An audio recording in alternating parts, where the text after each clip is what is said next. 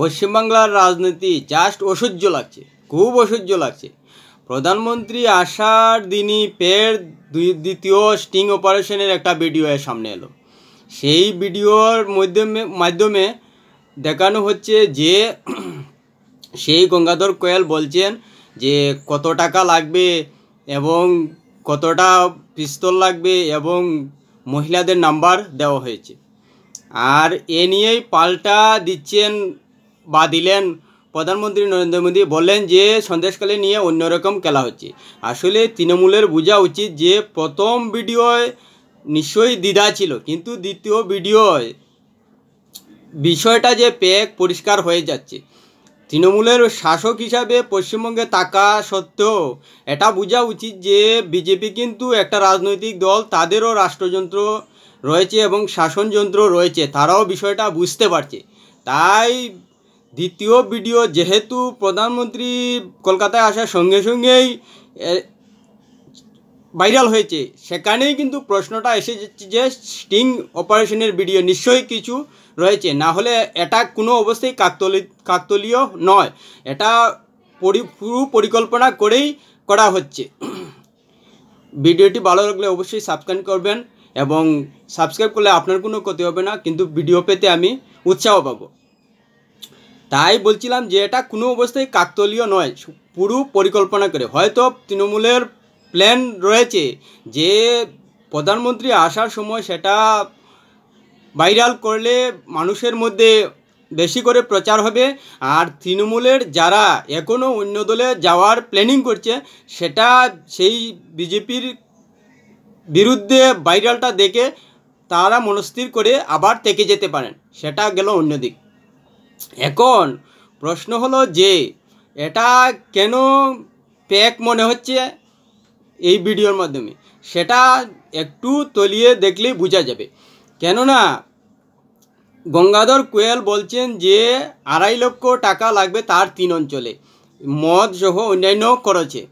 কিন্তু গঙ্গাধর কোয়েল একজন বাইরের মানুষকে কেন একথা বলতে যাবে? পার্টির বিষয়ে যদি প্ল্যানিং থাকেই ভোটের ক্ষেত্রে, সেটা মেনেই নেওয়া যায়। প্রতিটা রাজনৈতিক দলের থাকতেই পারে পরিকল্পনা, কিন্তু সেটা বাইরের মানুষকে বলবে কোনো পার্টির মানুষ, সেটা কোনো অবস্থায় তো বিশ্বাসযোগ্য নয়। একমাত্র পার্টির ঘনিষ্ঠ মানুষই এভাবে নিজেদের মধ্যে আলোচনা করতে পারেন।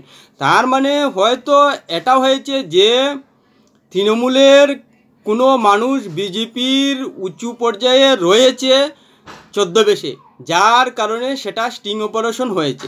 আর না হলে এটা ফেক ভিডিও, দুটির মধ্যে তো একটি হবেই। কেননা গঙ্গাধর কোয়েল যেভাবে কোন বিজেপির পরিকল্পনার কথা বলছেন, সেটা একমাত্র বিজেপির মানুষ ছাড়া আর কাউকে কোনো অবস্থায় বিশ্বাসযোগ্য নয় বলার ক্ষেত্রে, সেটা একেবারে পরিষ্কার। তাই গঙ্গাধর কোয়েল নিজের পার্টির বাইরে ছাড়া কেন এভাবে বলবেন, সেটা কিন্তু একটা পয়েন্ট। আবার বলা হচ্ছে যে গঙ্গাধর কোয়েল বলছেন সেই স্টিং অপারেশনের ভিডিও যে তার 50টি পিস্তল লাগবে এবং অমুক অমুক এলাকার মানুষ পিস্তল চালাতে জানেন। কিন্তু প্রশ্ন হচ্ছে যে বিজেপি যেখানে 3 পর্যায়ের নির্বাচনে খুব সুষ্ঠুভাবে নিয়েছে, সেটা না ধরলেও চলে, কিন্তু বিজেপি জানে যে পশ্চিমবঙ্গে নির্বাচন সুষ্ঠুভাবে সম্পন্ন করা যায় না, হয় না এবং সম্ভব নয়। তাই কেন্দ্রীয় বাহিনী প্রতিটা বুথে 6 জন করে জওয়ান দিয়েছে, আর সেটাই সুষ্ঠুভাবে হচ্ছে, সেটা জানে বিজেপি। জানা সত্ত্বেও কেন আবার পার্টির মানুষকে এভাবে সশস্ত্রভাবে কাজে লাগাবে, সেটা তো কোনো অবস্থায় বিশ্বাসযোগ্য হতে পারে না। সে আসল বিডি হোক না কেন, কোনো অবস্থায় এটা বিশ্বাসযোগ্য হয় না। যেখানে বিজেপি সরকার পশ্চিমবঙ্গের মানুষের নিরাপত্তার জন্য এবং খুনের হাত থেকে বাঁচানোর জন্য পুরো সেন্ট্রাল বাহিনী দিয়ে নির্বাচনটা করাচ্ছে, এবং সেটা যে সত্যি সেটা তো 3 পর্যায়ের নির্বাচনে পরিষ্কার বোঝা যাচ্ছে। তাই বিজেপি পুরো পরিকল্পনা জানা সত্ত্বেও পার্টির মানুষকে এভাবে অস্ত্রশস্ত্র দিয়ে সজ্জিত করবে, সেটা কোনো অবস্থায় বিশ্বাসযোগ্য হতে পারে না। তাই এই ভিডিও নিয়ে আপনারা বিবেচনা করুন, বিশেষ করে পশ্চিমবঙ্গের ভোটাররা। যে বিজেপি জানে যে পশ্চিমবঙ্গে নির্বাচন করতে গেলে হিংসা হয় এবং হিংসা রুখতে গেলে একমাত্র সেন্ট্রাল বাহিনীর জওয়ানরাই সম্ভব, এবং সেটাই করেছে। তাহলে কেন পার্টির নেতাদের এভাবে অস্ত্রশস্ত্রে সজ্জিত করবে? এটা কিন্তু পয়েন্ট কিন্তু ধরতেই হবে। আবার অন্যদিকে বলা হচ্ছে যে মহিলাদের গঙ্গাধর কুয়েল বলছেন, এবং সেটা সেই স্টিং অপারেশনের ভিডিও দেখানো হচ্ছে মোবাইল নাম্বার। কিন্তু প্রশ্ন হচ্ছে, যদি সে সত্যিকারের ইউটিউবার হতো বা সাংবাদিক হতো, কোনো অবস্থায় সাংবাদিকতার এথিক্সের বাইরে গিয়ে এভাবে ফোন নম্বর দিত না। আর সেটাতেই প্রশ্ন থেকে যাচ্ছে যে ভিডিওটা সত্যিই কি আসল কোনো উদ্দেশ্য করা হচ্ছে। আর এইভাবে ফোন নম্বর ভাইরাল করার কিন্তু কালচার তৃণমূলের রয়েছে, এর আগেও তারা এভাবে করেছিল। সেই স্টিং অপারেশনের কালচারের সঙ্গে তৃণমূলের মোবাইল নাম্বার প্রকাশ করার কালচারটা কিন্তু মিলে যাচ্ছে, সেটা কিন্তু পয়েন্ট। প্রতিটা ভিউয়ার্স মনে রাখবেন যে এই কথাটা, যে তৃণমূলের কালচারের সঙ্গে সেই স্টিং অপারেশনের ভিডিওর কালচার কিন্তু মিলে যাচ্ছে, পুরোপুরি মিলে যাচ্ছে, যে মোবাইল নাম্বার ভাইরাল করার ক্ষেত্রে।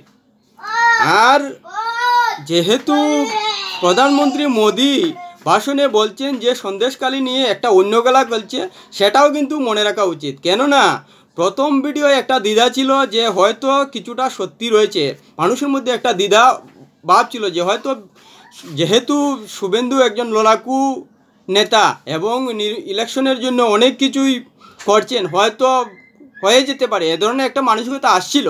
কিন্তু দ্বিতীয় ভিডিও আসার সঙ্গে সঙ্গেই পরিষ্কার কিছুটা হয়ে যাচ্ছে যে এটা পুরো পরিকল্পনা করেই করা হচ্ছে। যদি স্টিং অপারেশন সত্যিই থাকতো, তাহলে প্রথম স্টিং অপারেশনের ভিডিও ভাইরাল হওয়ার সাথে সাথে 1-2 দিনের ভিতরেই পরেরটাও করা যেত, কিন্তু সেটা কিন্তু করা হচ্ছে প্রধানমন্ত্রী আসার দিনই। এখানেই কিন্তু সন্দেহটা রয়ে গেছে।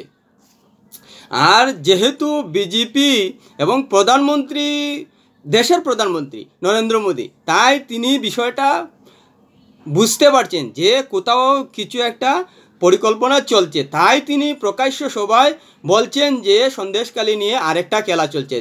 তৃণমূল যদি সত্যিকারের পরিকল্পনা করে থাকে, তাহলে কিন্তু দ্বিতীয় স্টিং অপারেশনের ভিডিওটা ভাইরাল করে এখানে ভুল করে দিয়েছে। এখন কিন্তু প্রতিটা মানুষ, আমি নিশ্চিত যে যারা এই ভিডিও দেখবে, প্রতিটা মানুষ একবার ভাবতে বাধ্য হবে, নিশ্চিত পরিকল্পনা করে বিজেপির বিরুদ্ধে এভাবে কেউ এই স্টিং অপারেশনের ভিডিও ভাইরাল করছে, যাতে তৃণমূলের ফেভারে যায়, এবং যাচ্ছেই তৃণমূলের ফেভারে। ভিডিওটি ভালো লাগলে অবশ্যই কমেন্ট করবেন।